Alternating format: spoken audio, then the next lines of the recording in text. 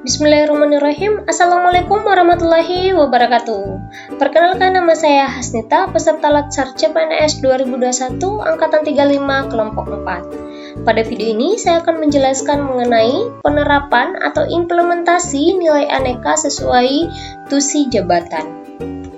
Sebelumnya saya akan menjelaskan sedikit mengenai tugas utama seorang dosen. Atur dalam Undang-Undang Nomor 14 Tahun 2005 tentang Guru dan Dosen Pasal 45. Yang pertama adalah mengajar, kemudian mentransformasikan. Yang ketiga, mengembangkan dan menyebarkan ilmu pengetahuan, teknologi, dan seni melalui pendidikan, penelitian, dan pengabdian kepada masyarakat. Jadi, seorang dosen harus mempunyai karakter atau nilai-nilai dasar aneka.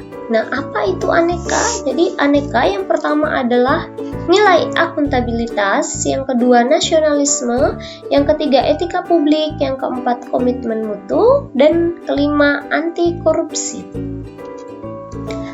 Kita akan bahas satu persatu. Yang pertama adalah akuntabilitas.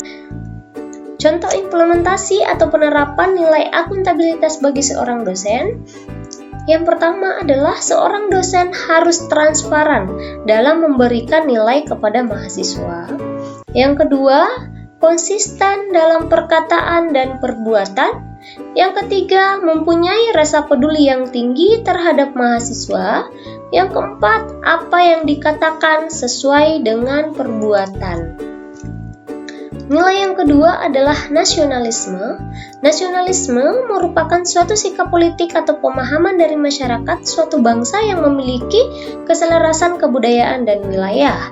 Adapun nilai nasionalisme yang pertama adalah pengamalan sila Pancasila, sila 1 sampai dengan sila kelima, kemudian pelayanan publik, kebijakan publik, perekat dan pemersatu bangsa. Contoh penerapannya yang pertama adalah mengingatkan rekan kerja ataupun mahasiswa untuk sholat bagi yang beragama muslim. Ini merupakan pengamalan sila pertama, yaitu ketuhanan yang Maha Esa. Yang kedua adalah membantu dosen lain yang memerlukan bantuan tanpa pamrih. Jadi kita sebagai seorang dosen harus saling tolong-menolong. Kemudian yang ketiga, menggunakan baju korpri di setiap tanggal 17. Yang keempat adalah tidak membeda-bedakan pelayanan terhadap mahasiswa. Nilai yang ketiga adalah etika publik. Etika publik dapat dilihat nilai-nilainya harus mempunyai nilai kejujuran, terbuka dalam pelayanan, tulus, sopan dan santun, dan sebagainya. Contoh penerapan nilai etika publik bagi seorang dosen, yang pertama, seorang dosen harus bersikap sopan santun antar dosen maupun kepada mahasiswa. Yang kedua, menggunakan metode pengajaran yang baik dan menarik untuk mendorong minat belajar mahasiswa.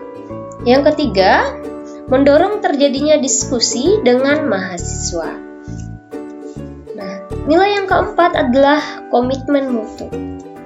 Nilai dasar komitmen mutu yang pertama adalah efektif, efisien, inovasi, dan berorientasi mutu. Contoh penerapannya, yang pertama adalah seorang dosen harus mempunyai komitmen dan disiplin yang tinggi terhadap tugas dan mengajar. Yang kedua, mengembangkan ide dan pemikiran untuk perbaikan pendidikan. Yang ketiga, membimbing dosen muda ke arah pemantapan dan peningkatan mutu pendidikan dan keahlian mengajar. Dan yang terakhir adalah nilai anti korupsi. Jadi seorang dosen harus mempunyai karakter anti korupsi, di mana nilai-nilai dasar anti korupsi dapat dilihat. Yang pertama adalah jujur, kedua peduli, mandiri, disiplin, tanggung jawab, berani, dan bekerja keras.